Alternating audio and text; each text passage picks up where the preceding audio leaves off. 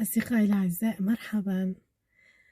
اليوم سنصور في منتزه جميل جدا بالقرب من مدينة ليل، وستتعرفون على مميزات هذا المنتزه الجميل فعلا. سأخذكم في هذه الرحلة حالا.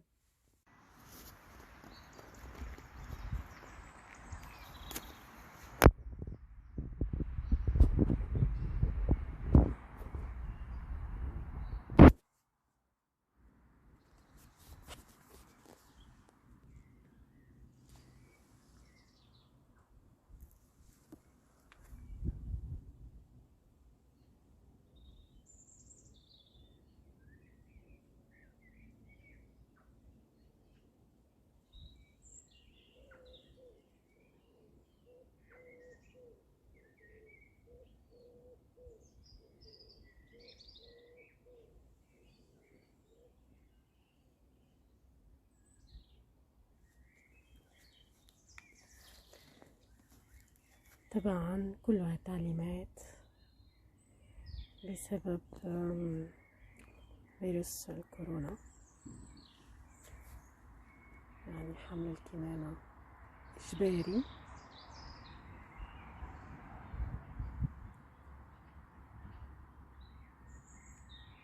كل هذه مقاييس لحماية الزائرين.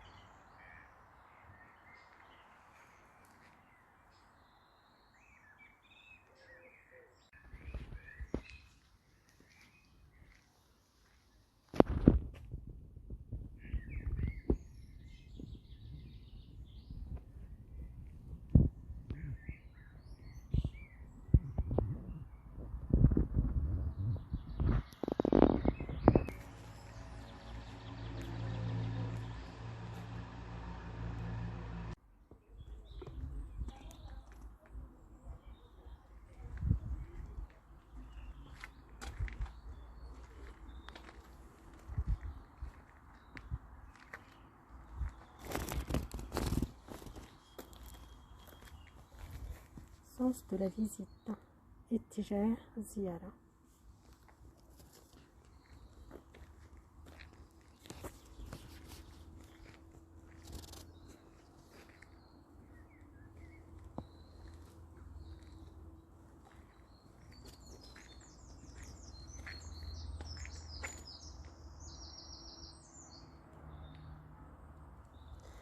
هذه منازل قديمة بنيت في القرن 17 و18،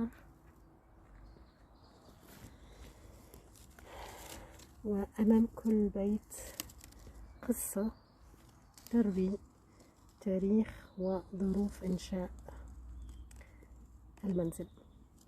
كما ترون في الصورة كيف أو الحال الذي كان عليه البيت قبل ترميمه.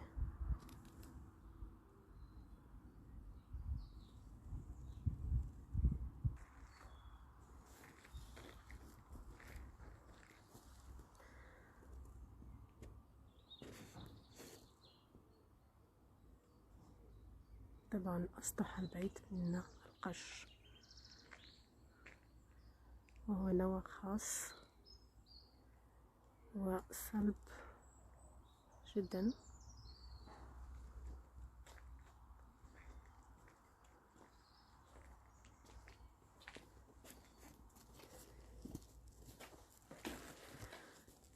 انظروا، هذه غرفة صغيرة وبداخلها أيضا دهليز. طبعا الزيارة ممنوعة من الداخل بحكم ظروف فيروس كورونا. كما نرى هنالك غسالة قديمة. الحقيقة بعض الآلات لا أعرف يعني محتوى أو كيفية استعمالها. ترون في الصورة هي طبعا غسالة قديمة،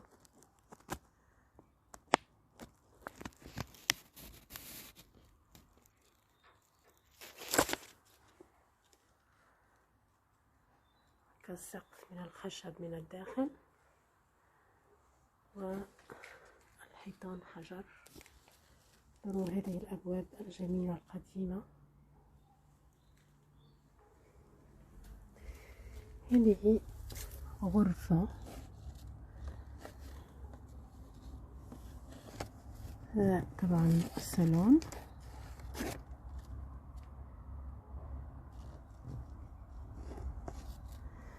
وقد تركت، يعني حاولوا الحفاظ إلى أقصى حد على الأثاث القديم الذي كان يستعمل في ذلك العهد.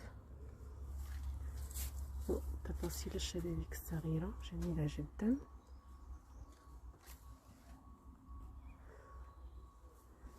نحاول أن نراها من زاوية أخرى. طبعا هذه غرفة كانت تستخدم كمتجر صغير، هكا ميزان، وهذه الآلة لدق لا أعرف ماذا بالضبط، يمكن حبوب. كذلك هنالك أيضا ميزان قديم،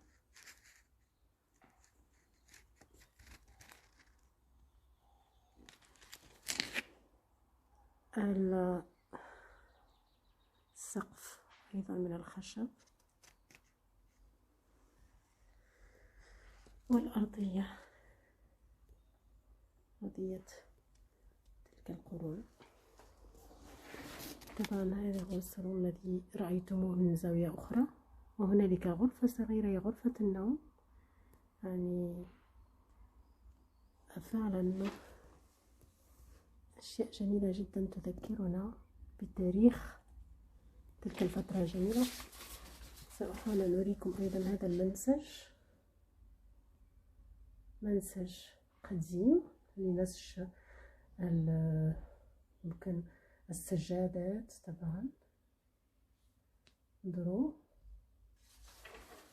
أحاول أن أقرب الصورة.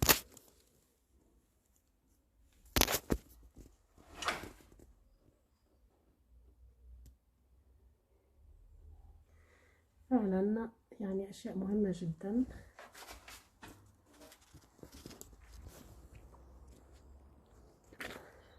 انظروا هذا المدخل الجميل.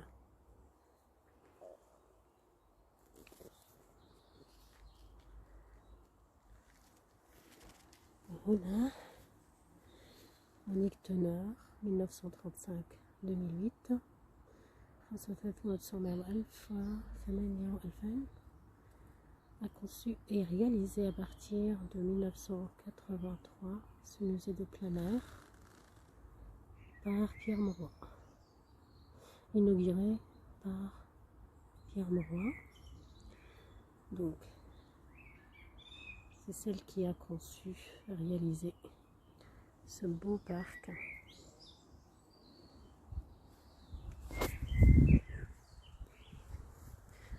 اتجاه الزيارة طبعا كي لا يلتقي الزائرون ببعضهم.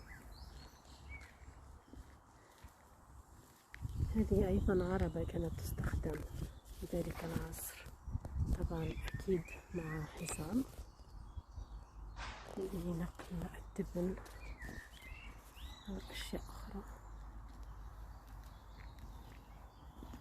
حسنا سأدخل. طبعا هنالك نباتات، يعني نباتات جميلة. السابونان الحقيقة لا أعرف ما هو اسمها، لكن أعرف أن هنالك مثلا فريزي، فراولة، نبات الفراولة، ثم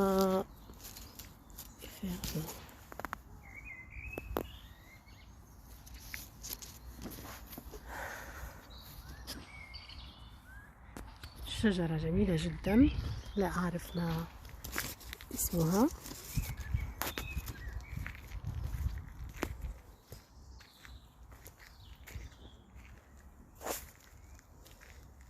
هنا كوندوزاي أبسنت.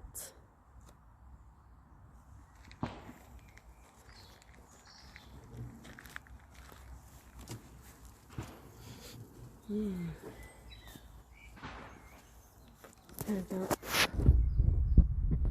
كلين. أعرف أن هنالك أيضا بعض النباتات الناعمة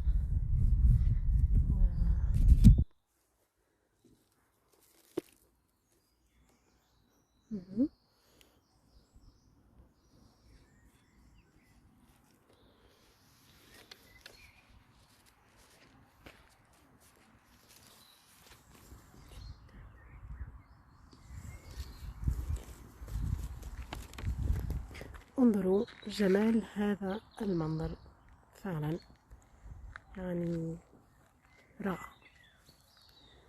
طبعا ممنوع المرور هنا حتى لا يلتقي الزائرون ببعضهم.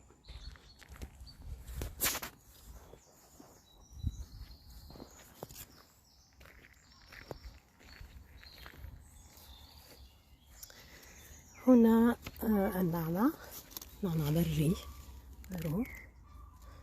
ورقته خشنة.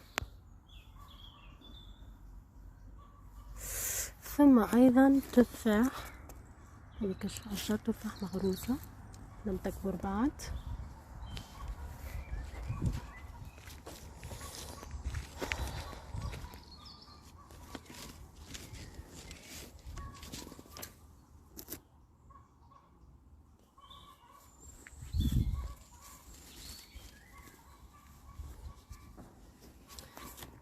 دائما اتجاه الزيارة.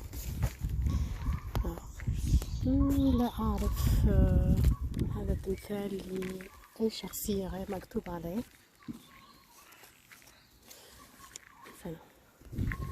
ندخل في أيضا منطقة أخرى. طبعا من هناك سوف نزور معا. توجد أيضا حيوانات.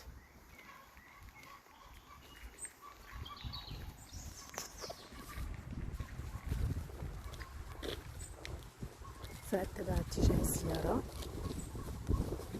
أولا طبعا اليوم هو يوم عطلة، لا يوجد الكثير من عفوا هو يوم دراسة، لا يوجد الكثير من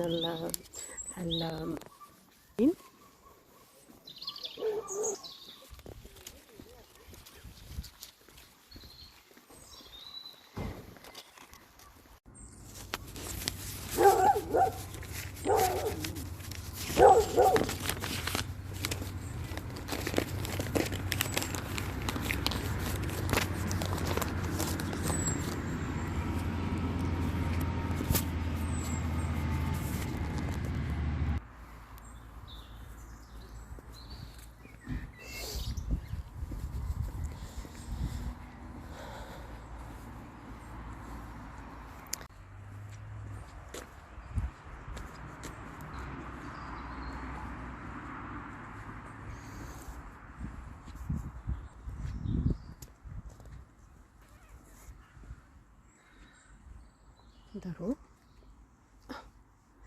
هنالك كلب آخر نائم، أظن أنه معتاد على الزوار، لم يتحرك ولم ينبح. هل لا أعرف إن كنتم تستطيعون رؤيته.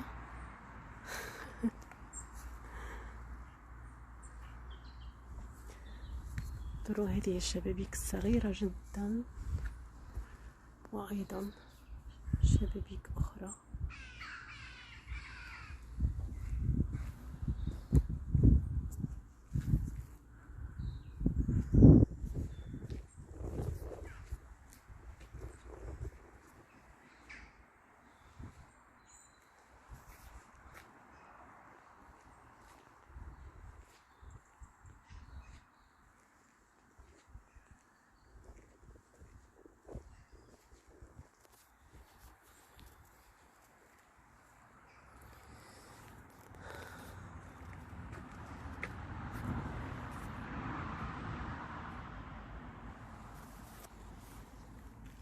هنا يقع أيضا تربية بعض الأحمر، ولكن لا أعرف، أظن أنه وقع إدخالهم اليوم.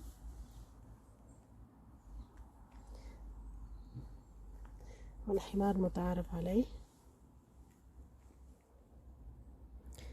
Plus sensible au froid, à l'humidité et moins puissant que les chevaux de trait, l'âne ne s'est pas réellement implanté dans notre région. Il était utilisé autrefois par les pauvres gens pour de nombreux petits travaux. إذا وقع إدماج الحمار يعني في المنطقة لاحقا للقيام ببعض الأعمال الصغيرة، وهو خاصة من بعض ممتلكات الفقراء، يعني المواطنين الفقراء.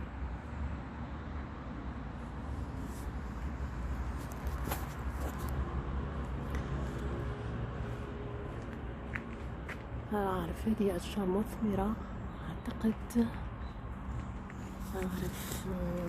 أنها أشجار تفاح على ما أعتقد. أذكر أننا رأينا الكثير، يعني في موسم فارط، الكثير من التفاح متساقط على الأرض.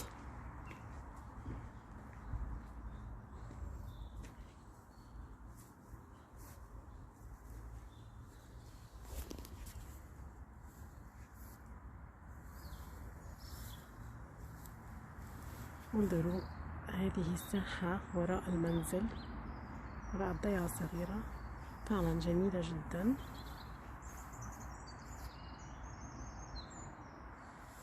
طبعا هذا القش له تسمية خاصة، أعتقد شام بالفرنسية، سأتأكد من ذلك بعد. ولم يعد دارج يعني إلا في بعض المناطق مثل منطقة النورماندي. هناك مناطق ما زالوا يعني يستعملون القش كسطوح للبيت، وهي يعني تتطلب حرفية كبيرة وصعوبة أيضا، وأصبحت مقتصرة على بعض العائلات التي الميسورة الحال نوعا ما.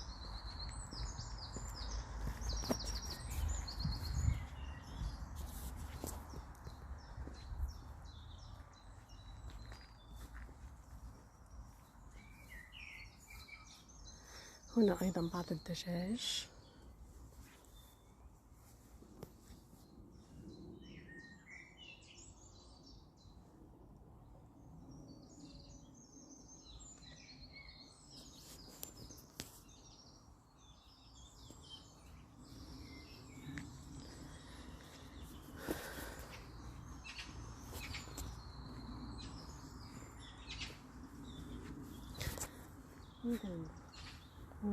هذا هو اتجاه الزيارة، سأتبعه دائما.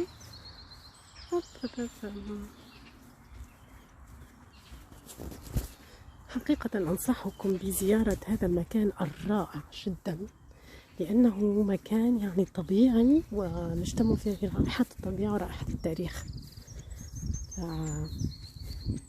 يعني لا شيء أجمل من هذا الزواج بين الطبيعة والتاريخ.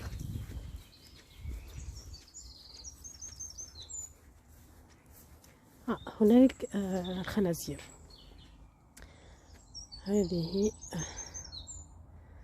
هذا هو مكان الخنازير. طبعا ينامون بهدوء. الطقس اليوم نوعا ما ساخن،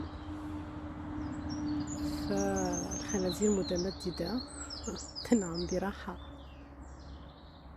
وبقيلولة صغيرة. انظروا، أنا فعلا وحدي في هذا المنتزه الجميل. طبعا أنا تعمدت المجيء في يوم كهذا كي أستطيع أن أصور لكم، يعني أصور على راحتي. يعني هذه على ما أعتقد كنيسة صغيرة، يعني بيتيت شابيل. طبعا هذا كان حي لبعض المزارعين الفقراء، ومن العادات إقامة يعني بيتيت شابيل، كنائس صغيرة للتعبد. نروح حقيقة نوتردام دي شامبر، سيدة الحقول.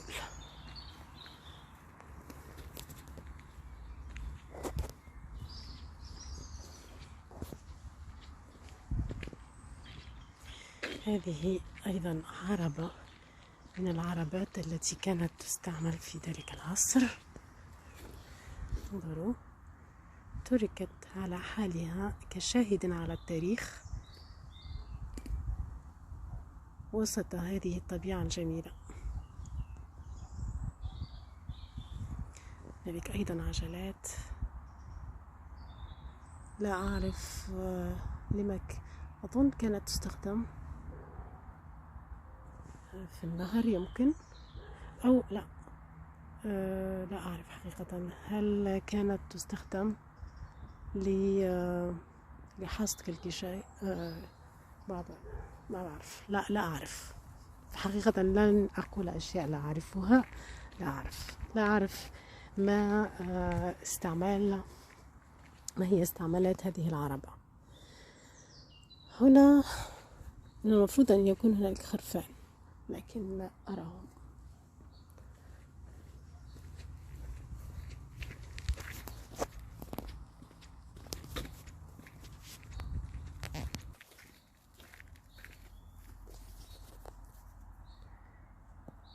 هذه أكيد هو المكان الذي يلتجئ إليه الخرفان للاحتماء من البرد أو من الحر.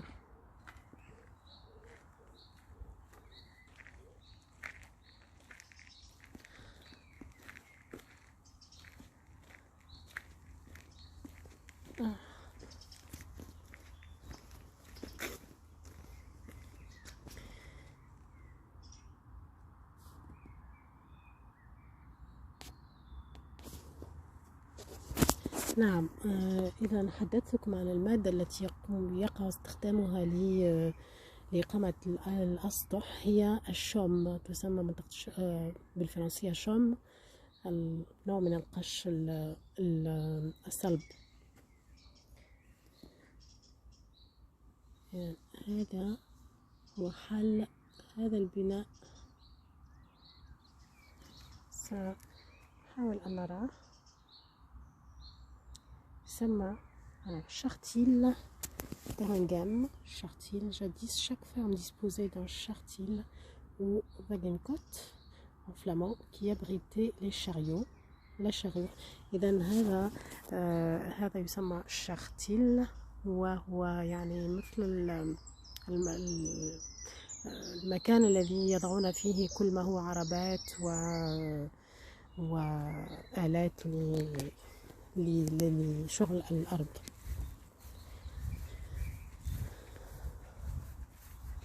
هي تركت كما هي. هذا برميل لحفظ لا أعرف ماذا، يمكن حفظ الخمور أو أشياء أخرى، لا أعرف حقيقة، لكن على الأرجح هو لحفظ الخمور.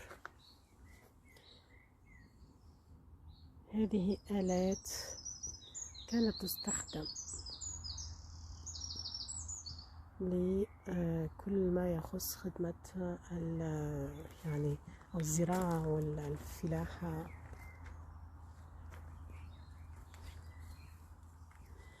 هذه لا أعرف حقيقة فيما كانت تستخدم.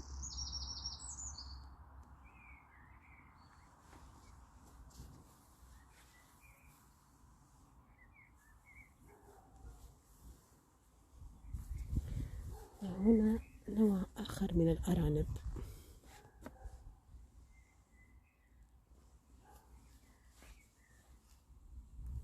أيضا تنام بهدوء كأنها تعلم أنها الأمان في هذا المكان. من زاوية أخرى سأصور لكم هذه الآلات. طبعا هنا لا أعرف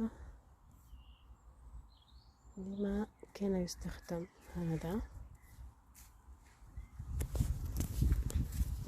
انظروا الخشب، هو خشب حقيقة صلب جدا، خشب صلب جدا، سي دو لورم يعني.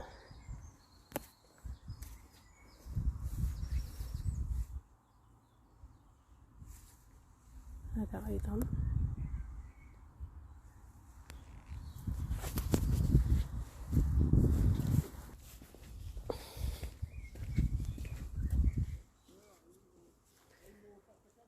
هذه أيضا هذا بيت صغير. انظروا حجم المدفأة، هكذا كانت المدفأة كبيرة جدا.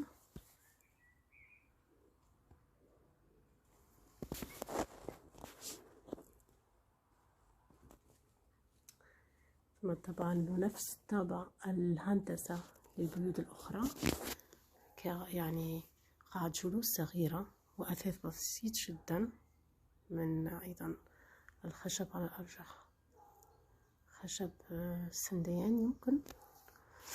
ثم غرفة النوم مرتفعة نوعا ما عن غرفة الجلوس، طاولة وكراسي بسيطة من الخشب. ثم أيضا هنالك مطهى قديم بالحطب، ضروري جميل أيضا، أعتقد أنه من المرمر يعني المعدن الحديد الصلب. هذا آلات مطبخ، يعني معالق قديمة.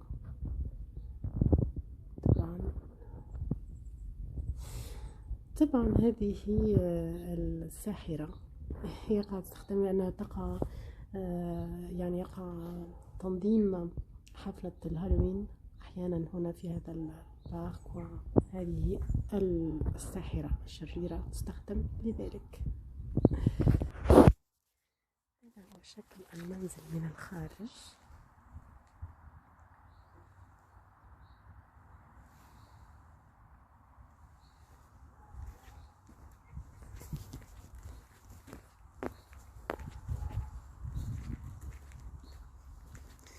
من زاوية أخرى الغرفة الأخرى طبعا هي أيضا قاعة جلوس. انظروا هنالك صور من كانوا يملكون هذا البيت قديما، صورة للزوجين اللذان كانا يملكان هذا البيت. هذا مثلا هو يعني كان يستخدم لتعليم الطفل، أولا لترك الطفل في مكان آمن، ثم لتعليمه المشي في سنواته الأولى. طاولة صغيرة، يعني لاحظوا الأثاث بسيط جدا.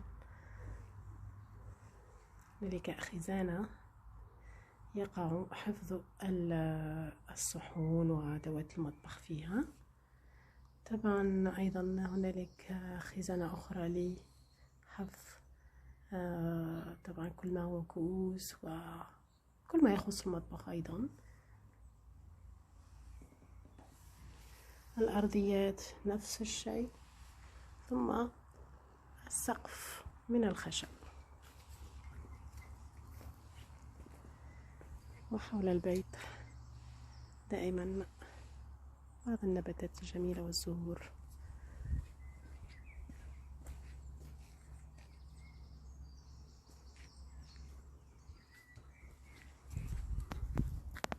انظروا هذا الممر جميل جدا،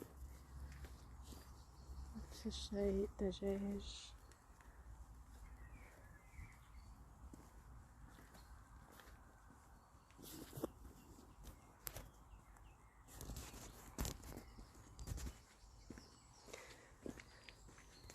طبعا اليوم مشمس لحسن الحظ، لأن الطقس كان باردا جدا طوال الأيام الفارطة وحتى الشهر الفارط. فاليوم حقيقة يعني يوم جميل مشمس غير بارد. تبعوا اتجاه الزيارة.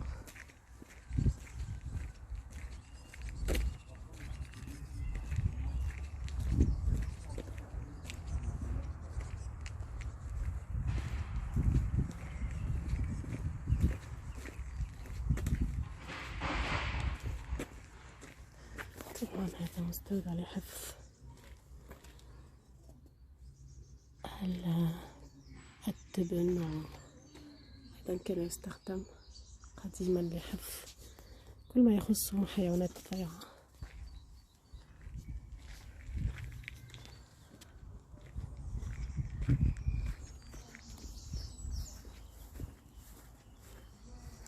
انظروا جمال وروعة فعلا المكان، فعلا مكان خارج عن الإطار الزمني الحاضر. حسنا، هذا المنزل قبل أن يقع ترميمه.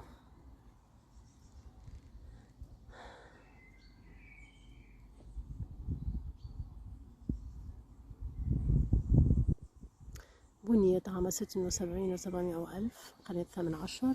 Le seul bâtiment restant d'une vaste possède la cheminée à double foyer est située entre la cuisine et la belle salle à manger.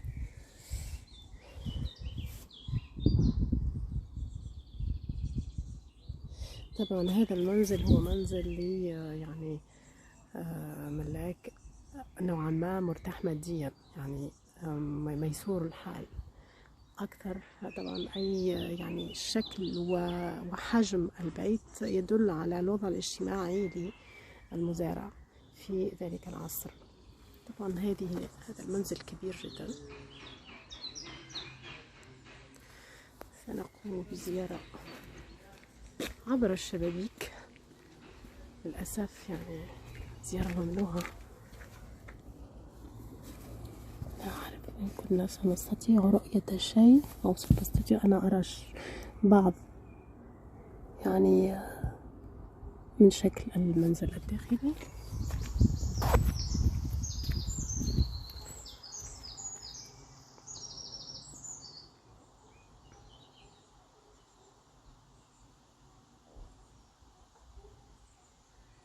طبعا من قام بالترميم هو اسمه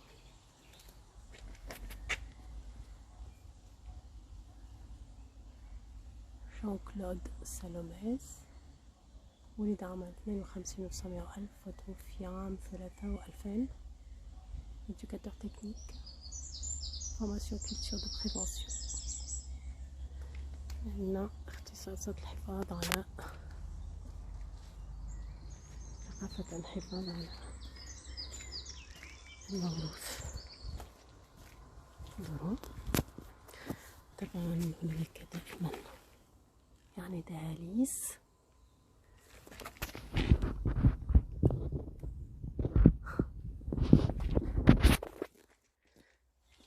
الشبابيك الصغيرة.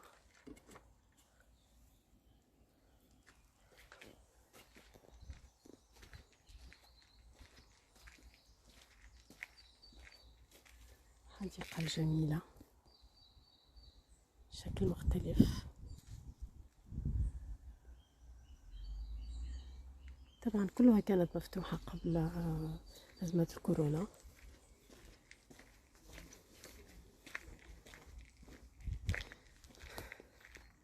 ديك رومي،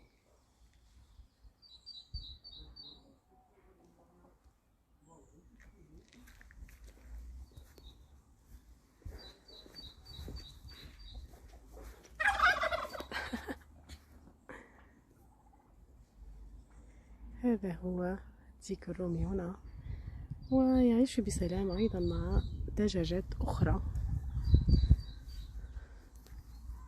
تعايش سلمي. انظروا، حقيقة منظر رائع جميل جدا، واللون الأخضر هو اللون الطاغي على هذا المنتزه الرائع الجمال. أنا آتي هنا دائما لأنه يعني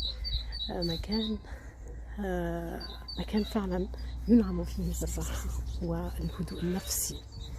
حسنا، هذا شكل المنزل من زاوية أخرى.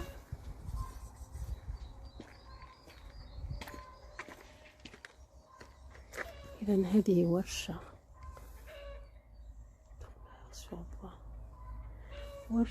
نجارة.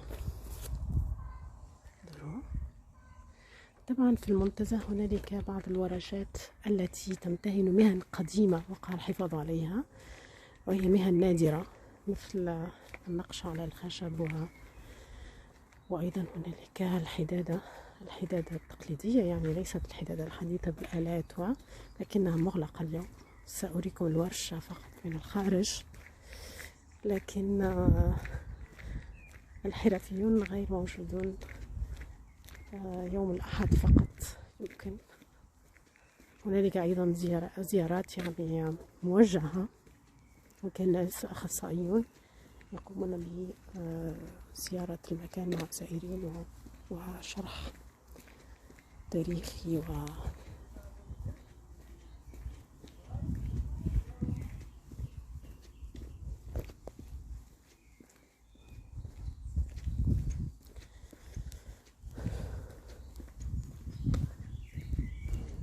انظروا هذا منظر.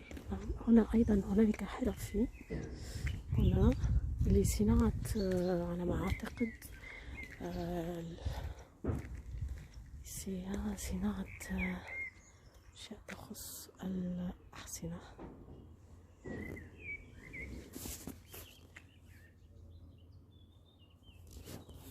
طبعا هذا الشكل المنزل قبل الترميم.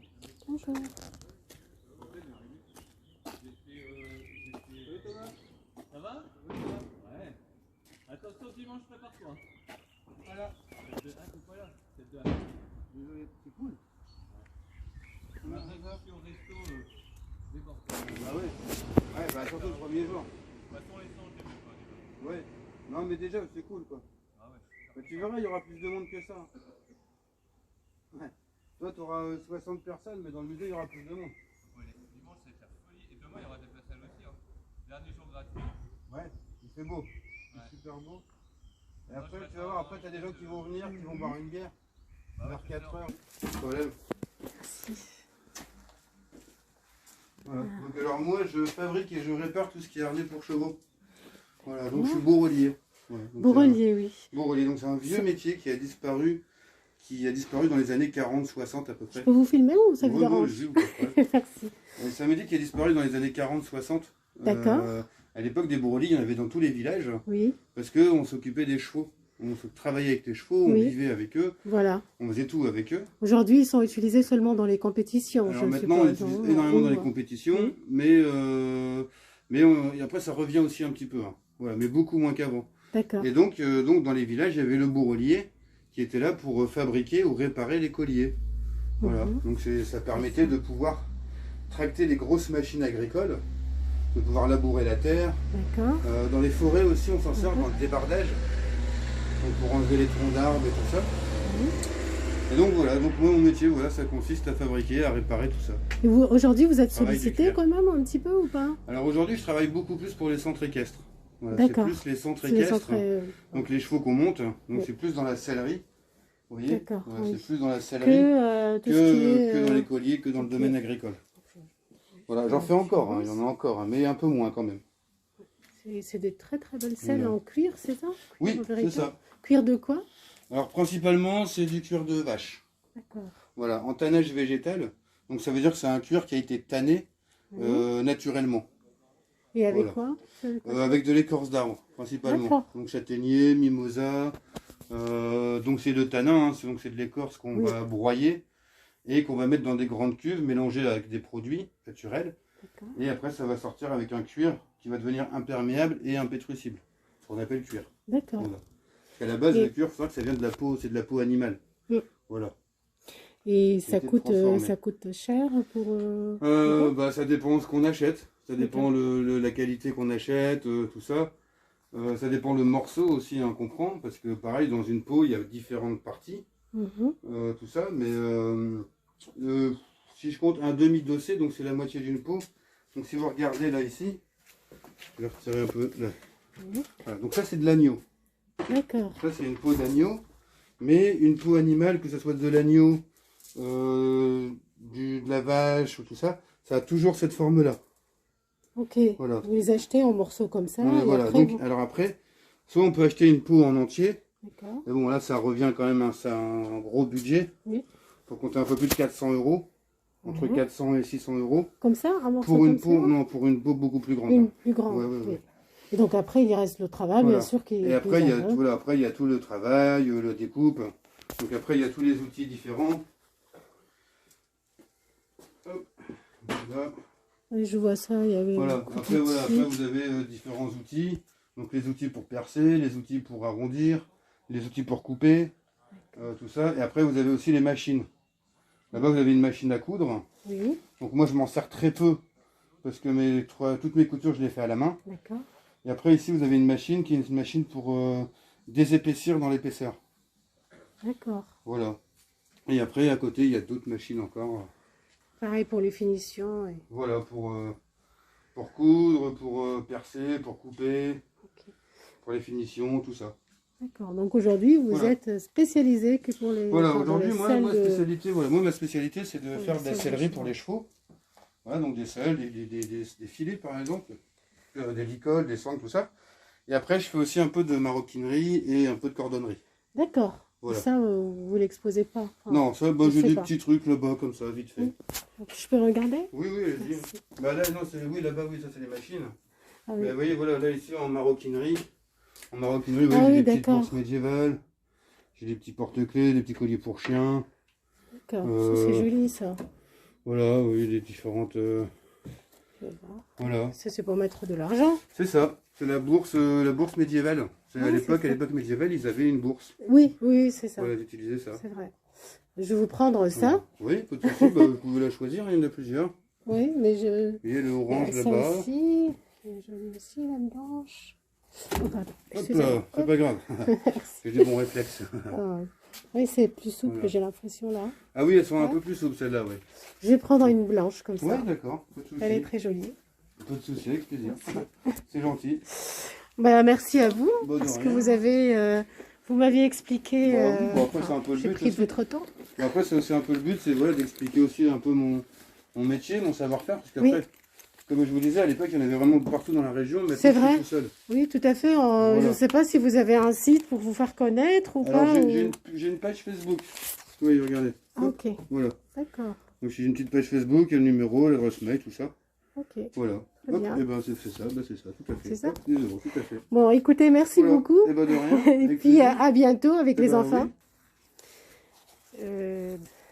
فوالا إذا اشتريت يعني حافظة النقود القديمة التي كانت تستخدم في القرون الوسطى وأيضا في القرون القرون الوسطى. هي من الجلد الطبيعي، جميلة جدا، بيضاء. الآن سأقوم بجولة صغيرة في هذه الورشة الأخرى، أي ورشة حدادة مغلقة للأسف اليوم. إذا كان يفسر لي أن الأحد القادم سيقع فتح بعض المطعم الموجود هنا، المطعم الوحيد، والورشات، وسيقومون يعني أنشطة للأطفال مثل رحلات على يعني نزهات على الأحصنة القزمة لبوني، الأحصنة الصغيرة. إذا أيضا هذه ورشة حدادة قديمة، من المهن القديمة التي يحاول هذا المنتزه الحفاظ عليها. طبعا هذه كلها صناعات الحرفي الموجود هنا، تكون مفتوحة أكيد يوم الأحد. هنا السطح من القرميد. طبعا القرميد هو الطبقة الأولى التي يقع وضعها قبل القش. أعتقد هنالك أسطح بالقرميد فقط وأسطح بالقش. وهنالك هو المطعم الذي حدثتكم عنه، سيفتح يوم الأحد.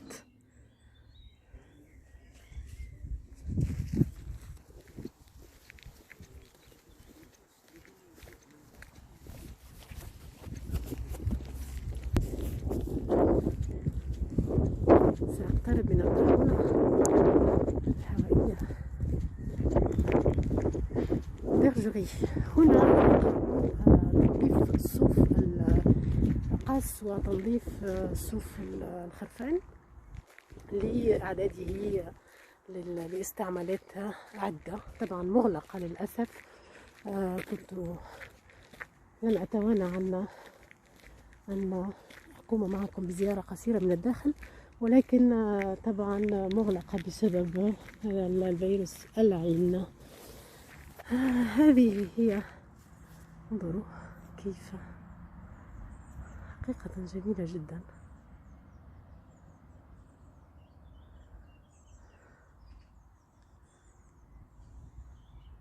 أنا في هذا المكان لا أستمع إلا لزقزقة العصافير. جميل. إذا أصدقائي، أكون قد أتممت نوعا ما هذه الزيارة. فقط سأريكم هذه الكنيسة الصغيرة أيضا من بيتيت شابيل، نوع آخر مختلف عن الكنيسة التي رأيتكم إياها في الأول. أيضا هي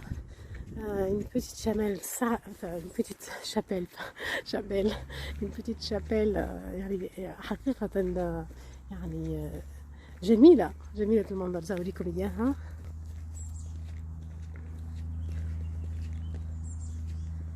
من الخارج طبعا هناك بعض المقاعد هنا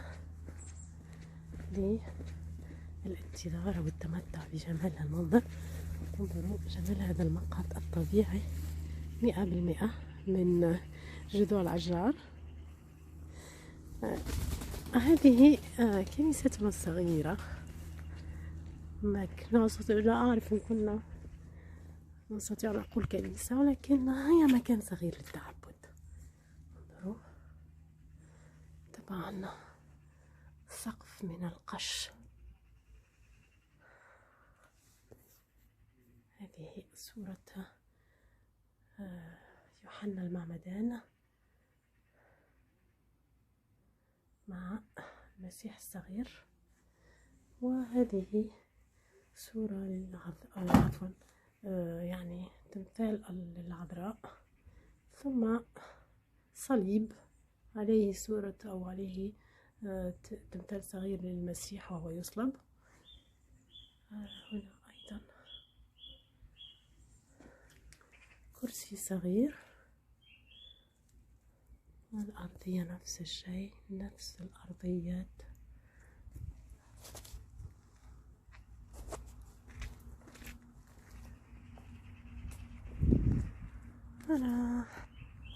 هذا هو أصدقائي، قمت معكم بهذه الجولة الجميلة.